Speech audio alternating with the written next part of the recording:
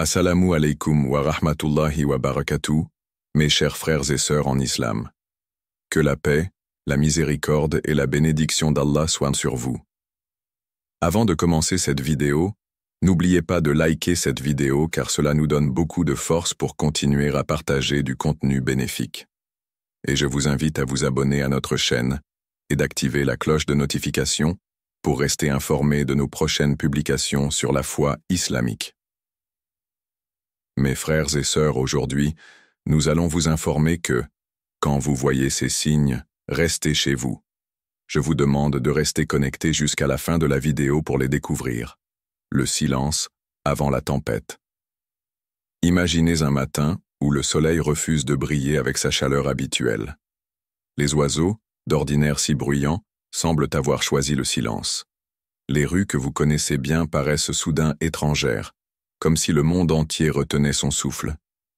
Ce silence n'est pas comme les autres, il porte un poids que seuls les cœurs attentifs peuvent ressentir. Votre âme chuchote, il se passe quelque chose. Mais que faire lorsque ce sentiment surgit? L'ignorer ou le suivre? Allah, dans sa sagesse infinie, a donné à chacun de nous une conscience, une lumière intérieure, pour nous avertir de l'invisible. Il nous met en garde dans le Coran. Ô vous qui avez cru, prenez garde à vous-même. Ceux qui s'égarent ne peuvent vous nuire si vous êtes bien guidés. Sourate Al-Maïda, 505. Ces paroles sont un rappel puissant. Nous sommes responsables de rester sur la voie droite et de prêter attention aux signes qu'Allah place devant nous. Parfois, ces signes se manifestent dans l'étrangeté du quotidien. Un calme inexpliqué, un sentiment d'appréhension ou un événement soudain qui défie toute logique. L'histoire d'un homme attentif. Il y avait une fois un homme pieux vivant dans une petite ville entourée de montagnes. Chaque matin, il sortait pour accomplir ses tâches, saluant ses voisins avec un sourire sincère. Mais un jour, quelque chose était différent. L'air semblait plus lourd, et un silence inhabituel pesait sur les rues. Bien que rien ne paraisse anormal à première vue, son cœur lui disait de rester chez lui ce jour-là. Il se rappela les paroles du prophète Muhammad, paix et bénédiction sur lui, qui enseignait que le croyant attentif est celui qui agit avec prudence et sagesse. Inspiré par ces enseignements, il décida de suivre son intuition et passa la journée à prier et méditer chez lui. Ce même jour, une avalanche imprévue dévala les montagnes, détruisant plusieurs habitations. Par la grâce d'Allah, lui et sa famille furent protégés, car ils avaient écouté cet avertissement silencieux. Cette histoire n'est pas un simple récit mais une leçon. Écouter l'invisible est un acte de foi. Une question pour votre cœur. Vous est-il déjà arrivé de ressentir un sentiment similaire? Peut-être avez-vous hésité à agir sur cette intuition, la qualifiant d'imagination ou de peur infondée. Mais si ce n'était pas le cas, et si ce murmure subtil était en réalité un message divin? Allah place dans nos cœurs des avertissements qui, s'ils sont entendus, peuvent nous sauver des dangers visibles et invisibles. Le rôle du silence dans les signes divins. Le silence est souvent perçu comme un vide, une absence de mouvement ou de son. Mais en vérité, le silence est souvent le précurseur des plus grands bouleversements. Lorsque l'agitation du monde s'arrête soudainement, il faut prêter attention. Peut-être qu'Allah vous donne un moment pour réfléchir, pour observer et pour vous préparer. Le silence est un langage, et ceux qui sont spirituellement éveillés savent l'écouter. Pensez à ces moments dans votre vie où tout semblait trop calme. Peut-être était-il une opportunité pour vous reconnecter à Allah, pour chercher refuge en lui avant qu'une tempête ne frappe. Ces instants ne sont pas à négliger, car le silence peut être plus éloquent que 1000 paroles. Les enseignements prophétiques sur l'intuition. Le prophète Muhammad, paix et bénédiction sur lui, a souvent parlé de l'importance de l'intuition et de l'écoute intérieure. Il a dit « La prudence est une partie de la foi ».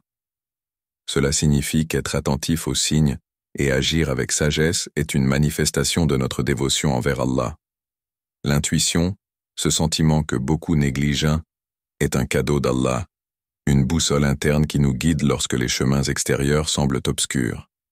Un appel à la réflexion. Alors, posez-vous cette question.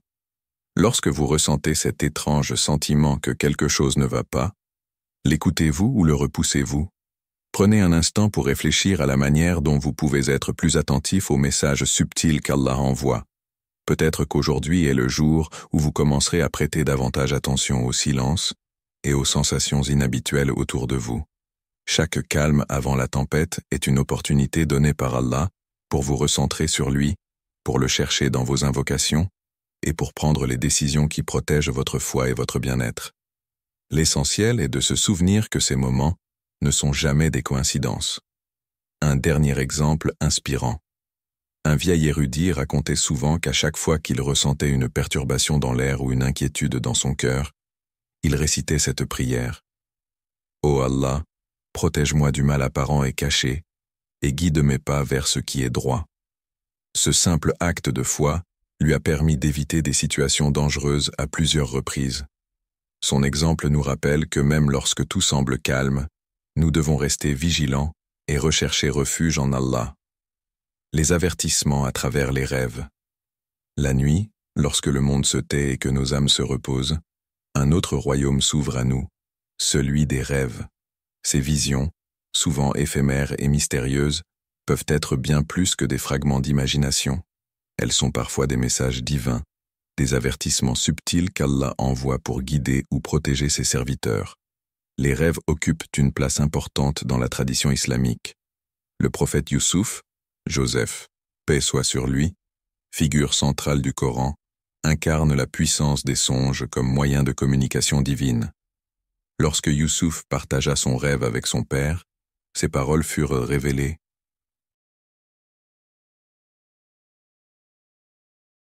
Et lorsqu'il dit à son père, « Ô mon père, j'ai vu 11 étoiles, et le soleil et la lune. Je les ai vus prosternés devant moi. » Sourate Youssouf 12:4.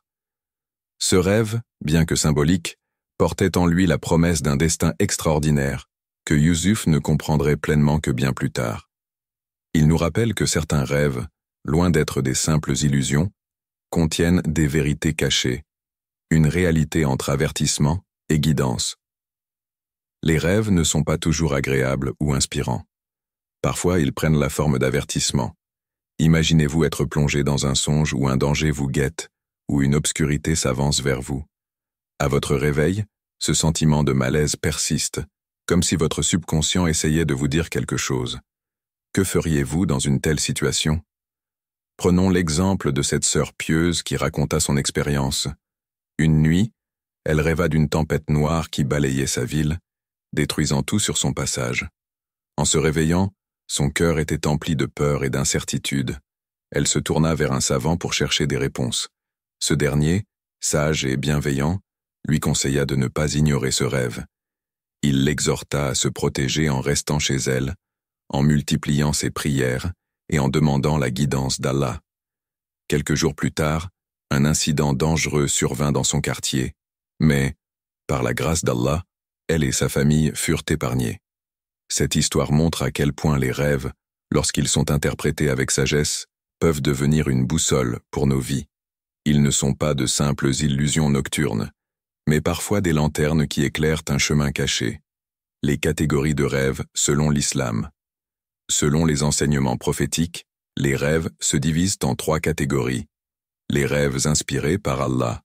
Ces rêves sont clairs, significatifs et portent souvent des messages ou des avertissements. Ils sont une bénédiction pour les croyants. Les rêves du subconscient. Ceux-ci reflètent nos pensées, préoccupations et émotions de la vie quotidienne. Les rêves de Shaitan. Ce sont des cauchemars, ou des visions troublantes conçues pour nous effrayer ou nous égarer. Il est important de distinguer ces types de rêves pour comprendre lesquels méritent notre réflexion et nos actions. Lorsque vous faites un rêve qui semble significatif, il est sage de consulter un savant ou une personne pieuse, car l'interprétation des rêves est un art délicat, ancré dans la spiritualité et la connaissance. Les enseignements prophétiques sur les rêves. Le prophète Muhammad, paix et bénédiction sur lui, a enseigné l'importance des rêves véridiques. Il a dit « Le rêve véridique est une 40e partie de la prophétie. » Cela souligne que certains rêves, bien qu'ils ne soient pas une révélation, contiennent une vérité inspirée par Allah pour guider les croyants. Le prophète a également conseillé à ceux qui font des cauchemars de ne pas les partager, de chercher refuge auprès d'Allah et de réciter des invocations comme Ayat al-Kursi avant de dormir pour éloigner les influences néfastes. Un miroir pour l'âme. Les rêves ne sont pas seulement des messages pour nous alerter. Ils peuvent aussi servir de miroir pour notre âme, reflétant nos espoirs, nos peurs et notre relation avec Allah. Prenons un instant pour réfléchir. Lorsque vous rêvez, y prêtez-vous attention? Vous demandez-vous si ces visions sont un rappel divin ou simplement le fruit de vos pensées? Il est essentiel de ne pas négliger les rêves qui laissent une empreinte durable dans votre esprit.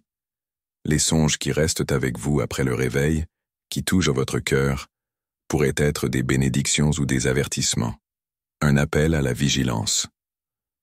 Posez-vous cette question. Combien de fois avez-vous fait un rêve étrange ou inquiétant, mais l'avez simplement oublié ou ignoré? Imaginez que ce rêve était un message d'Allah pour vous prévenir ou vous protéger. Serait-il sage de l'ignorer? Rappelez-vous que les rêves, bien qu'éphémères, peuvent porter des vérités éternelles. Allah, dans sa miséricorde, utilise parfois ces moments pour nous guider lorsque nous sommes distraits par le bruit de la vie quotidienne. Il suffit d'un instant de réflexion, d'une prière sincère, pour transformer un rêve en un outil de guidance divine. Une prière pour interpréter les rêves. Avant de conclure, voici une invocation que vous pouvez réciter lorsque vous faites un rêve et souhaitez en comprendre le sens. Ô Allah, si ce rêve provient de toi, accorde-moi la sagesse de le comprendre et de l'utiliser pour me rapprocher de toi. S'il provient de Shaitan, protège-moi de son mal et éloigne-le de mon cœur.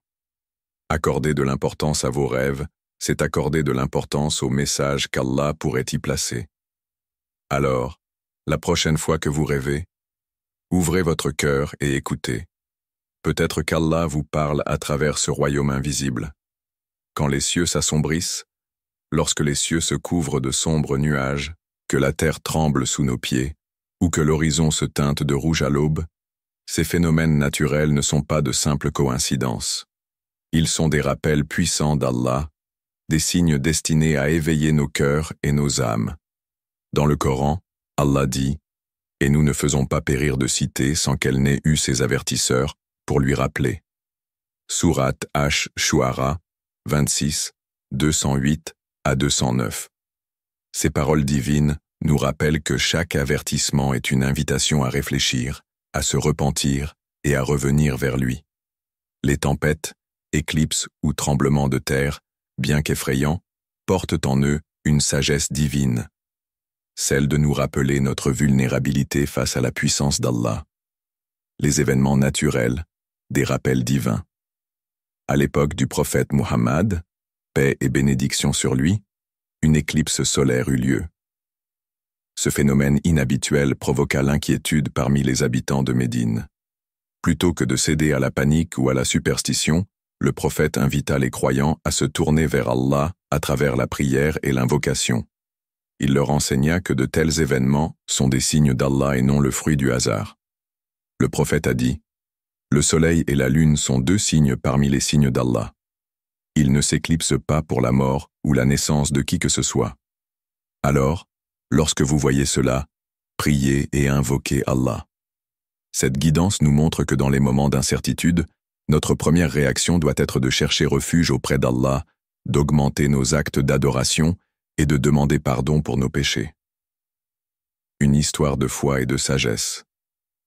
Dans un village isolé, un vieil homme connu pour sa piété remarqua un phénomène étrange. Des nuages épais et noirs qui semblaient envahir le ciel, accompagnés d'un silence oppressant. Au lieu d'ignorer ces signes, il réunit sa famille, leur demanda de faire leurs ablutions et commença à prier. Avec une foi inébranlable, il invoqua Allah pour sa protection.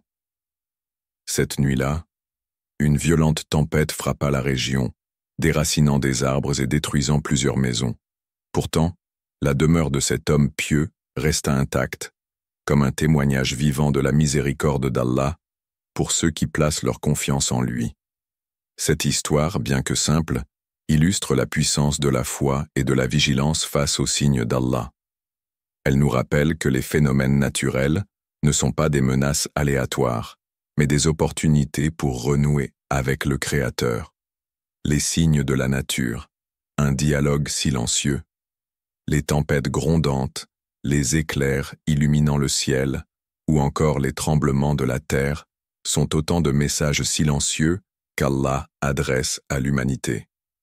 Ces événements, parfois effrayants, sont comme des rappels sonores et visuels qui résonnent dans les cœurs ouverts. Mais combien parmi nous les reconnaissent comme tels? Combien d'entre nous voient une éclipse ou entendent le tonnerre et prennent le temps de réfléchir à leur signification? Malheureusement, dans notre monde moderne, ces signes sont souvent relégués à de simples phénomènes scientifiques, perdant ainsi leur dimension spirituelle. Il est crucial de revenir à une vision plus consciente et attentive. Les signes d'Allah dans la nature sont là pour nous rappeler notre fragilité et notre dépendance envers lui. Ils nous rappellent que, malgré nos technologies et nos connaissances, nous restons soumis à sa volonté absolue. Une réflexion pour vous, hasard ou providence? La prochaine fois que vous observez un événement naturel impressionnant, posez-vous ces questions. Voyez-vous ces phénomènes comme des coïncidences ou des rappels d'Allah? Prenez-vous un moment pour prier et chercher refuge auprès de lui, ou passez-vous à autre chose, distrait par les préoccupations de la vie quotidienne? Ces signes, aussi majestueux qu'ils puissent être, ne sont pas destinés à être ignorés. Ils nous appellent à ralentir, à réfléchir et à renouveler notre engagement envers Allah. Un appel à la prière et à l'humilité. Face à la grandeur des cieux et aux forces de la nature, notre réaction naturelle devrait être l'humilité. Laissez les vents puissants vous rappeler la puissance d'Allah. Laissez les éclipses vous rappeler sa perfection dans la création. Laissez les tremblements de terre vous rappeler que rien n'est stable en dehors de sa volonté. Alors, lorsque les cieux s'assombrissent et que le tonnerre gronde, faites comme ce vieil homme pieux, réunissez votre famille, priez ensemble et cherchez refuge auprès d'Allah. Ces moments ne sont pas seulement des instants de peur, mais aussi des opportunités pour fortifier votre foi. Une invocation pour les signes naturels. Avant de conclure cette réflexion, voici une prière que vous pouvez réciter lorsque vous êtes témoin d'un phénomène naturel.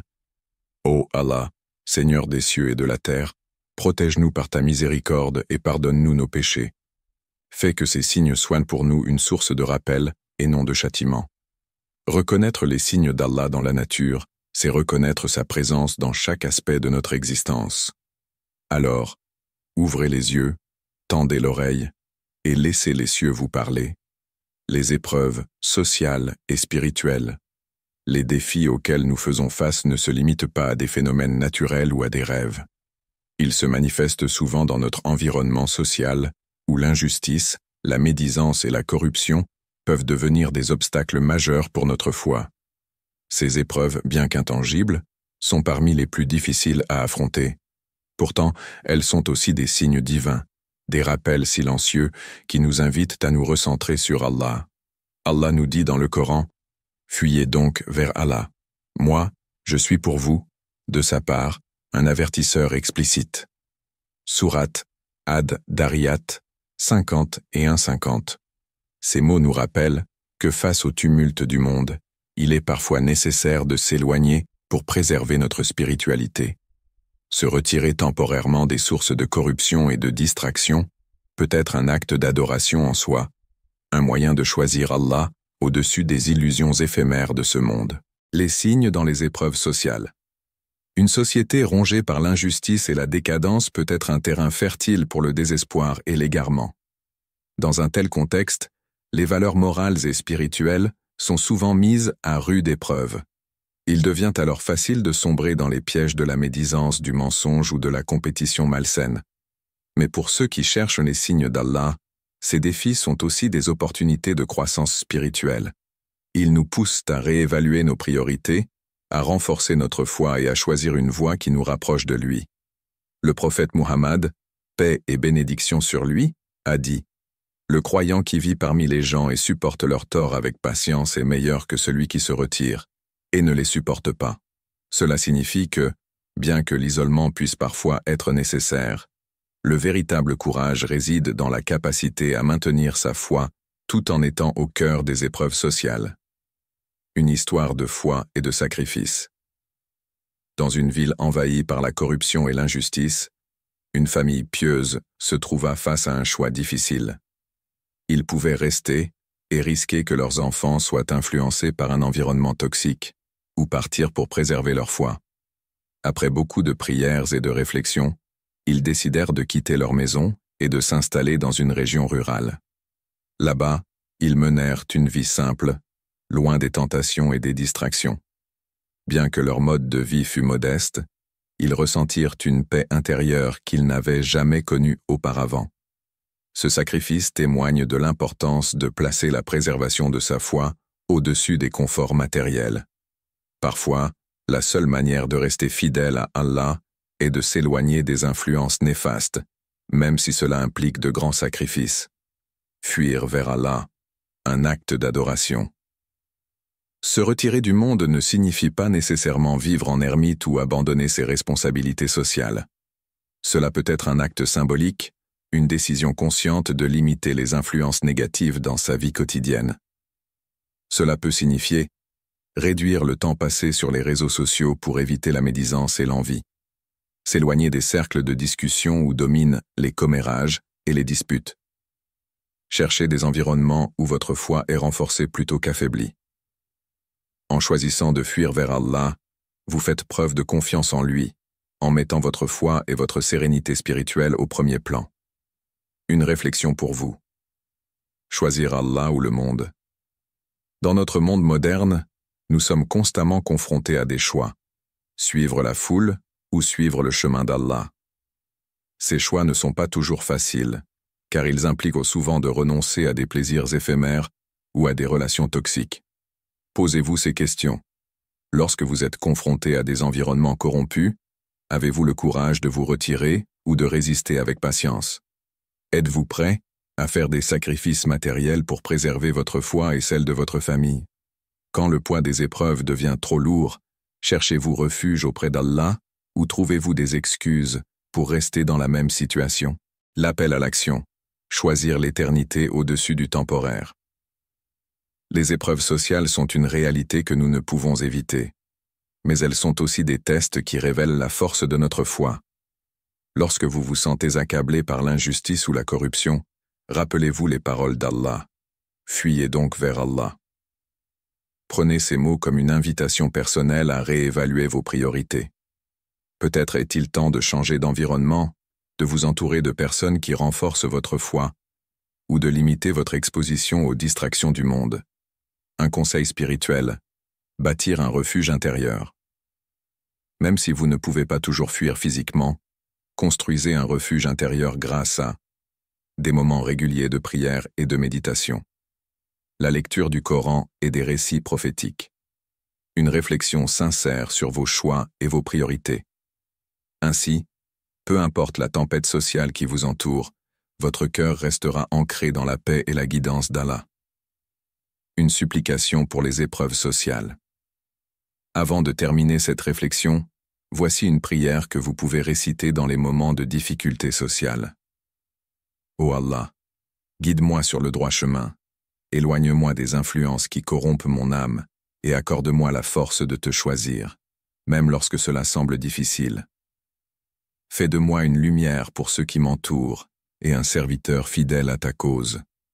Quand les épreuves sociales deviennent trop lourdes, souvenez-vous que fuir vers Allah n'est pas une faiblesse, mais un acte de foi et de courage.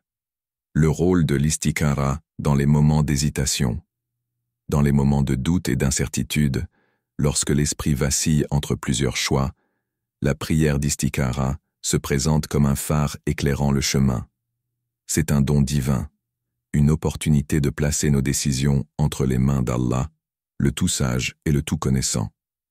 Le prophète Mohammed, paix et bénédiction sur lui, a enseigné « Quand l'un de vous hésite sur une décision, qu'il prie 2 unités de prière et invoque Allah. » Ce rappel simple mais puissant nous encourage à nous tourner vers Allah non seulement dans nos moments de détresse, mais aussi dans nos choix quotidiens.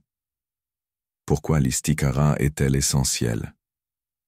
Dans un monde rempli de distractions et de complexité, il est facile de se perdre dans l'analyse excessive ou de se laisser influencer par des facteurs extérieurs.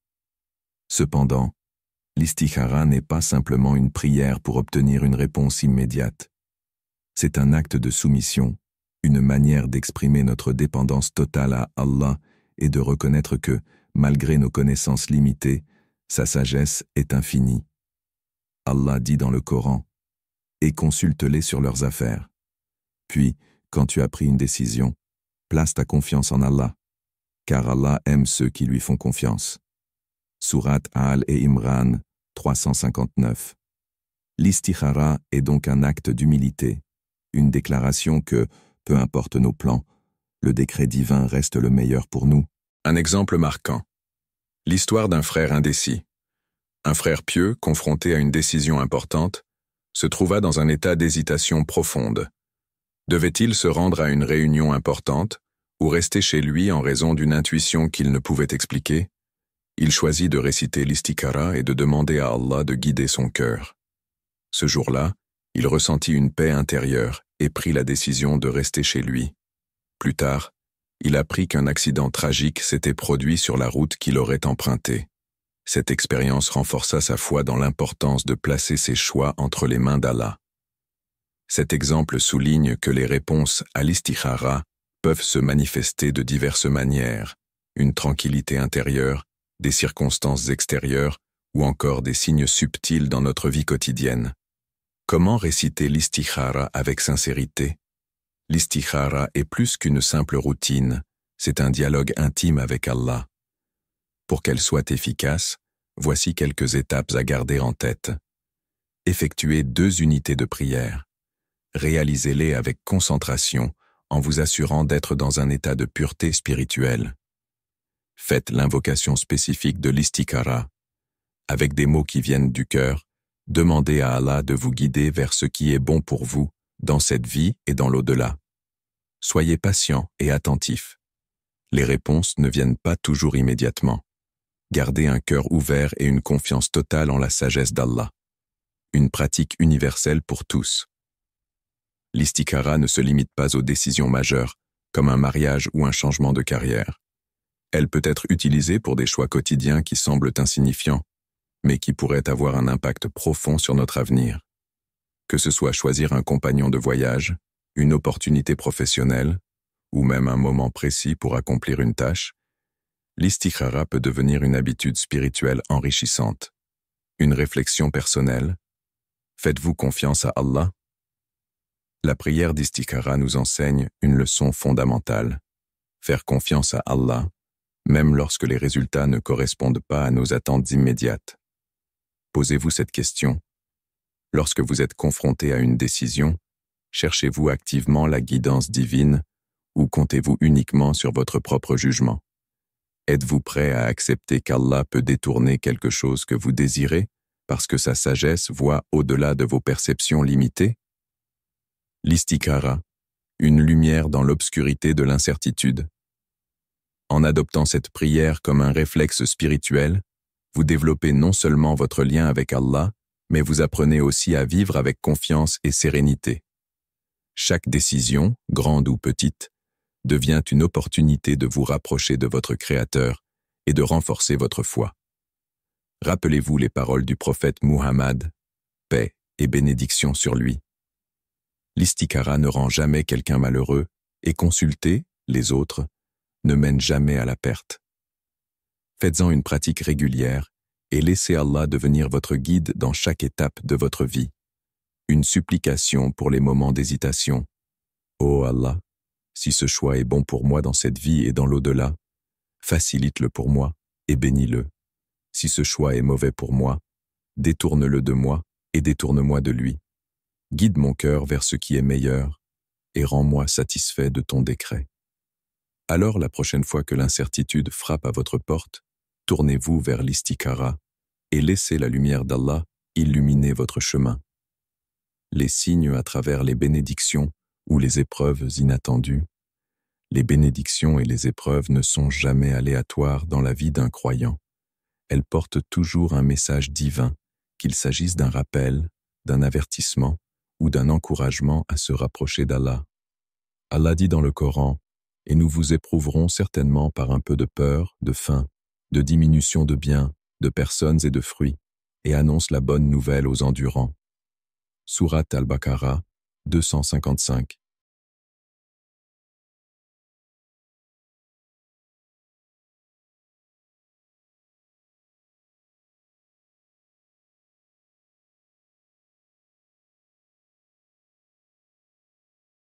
Quand les bénédictions sont des rappels. Parfois, une opportunité inattendue surgit dans votre vie, un emploi rêvé, une richesse soudaine, ou même un nouvel ami qui transforme votre quotidien. Ces bénédictions ne sont pas là pour simplement vous réjouir, mais pour tester votre reconnaissance envers Allah.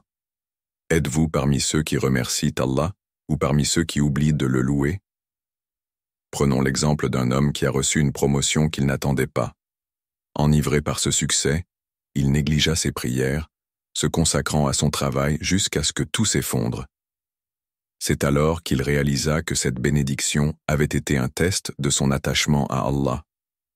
Lorsque les bénédictions se multiplient dans votre vie, prenez un moment pour vous demander « Suis-je en train de me rapprocher d'Allah ou suis-je en train de m'éloigner de lui ?» Les épreuves comme des messages cachés. À l'inverse, les épreuves peuvent parfois sembler injustes ou incompréhensibles, mais elles sont souvent des rappels de revenir à Allah. Il est crucial de se souvenir que chaque difficulté cache un bienfait, même si nous ne le voyons pas immédiatement. Un exemple poignant est celui d'une femme qui perdit son emploi. Elle se sentit accablée de désespoir, mais cette épreuve lui permit de se tourner vers Allah, de renforcer sa foi et de découvrir une nouvelle passion qui transforma sa vie. Ce qu'elle percevait comme une perte était en réalité une porte ouverte vers une bénédiction encore plus grande. Allah, dans sa sagesse infinie, envoie des épreuves pour purifier nos âmes et tester notre patience. Ces moments difficiles nous enseignent que tout dans ce monde est temporaire, mais qu'Allah est éternellement notre refuge. Que faire face aux bénédictions ou épreuves? Exprimez votre gratitude. Si vous recevez une bénédiction, remerciez Allah avec des prières supplémentaires et partagez cette bénédiction avec les autres. Cherchez la sagesse derrière l'épreuve. Si vous traversez une difficulté, demandez à Allah de vous accorder la patience et essayez de comprendre ce qu'il veut vous enseigner. Renforcez votre foi. Utilisez ces moments pour approfondir votre lien avec Allah en récitant le Coran, en priant davantage et en méditant sur ces signes. Question personnelle. Quand vous êtes confronté à une bénédiction ou une épreuve, comment réagissez-vous? Voyez-vous cela comme une simple coïncidence ou comme un message d'Allah pour vous guider? Les signes dans les rencontres avec autrui. Allah place des gens sur notre chemin pour des raisons précises.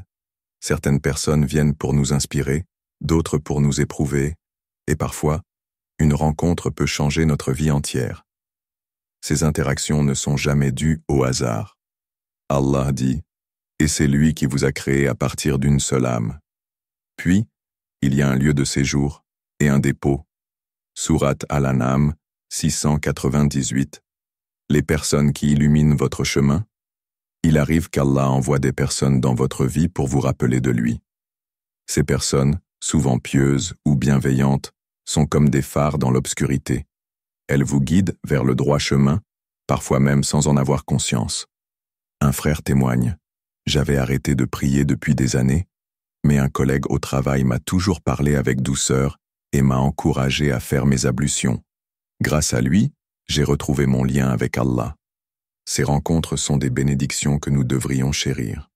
Si vous êtes entouré de personnes pieuses, considérez cela comme un rappel d'Allah pour renforcer votre foi. Les rencontres qui vous éprouvent. Inversement, certaines personnes peuvent être une épreuve pour votre foi. Que ce soit un voisin difficile, un collègue toxique ou même un proche qui vous éloigne de votre chemin spirituel, ces interactions sont des tests. Elles nous enseignent la patience, la sagesse et parfois la nécessité de nous éloigner de ce qui nuit à notre foi. Un homme raconte « Mon cercle d'amis m'incitait à des habitudes destructrices.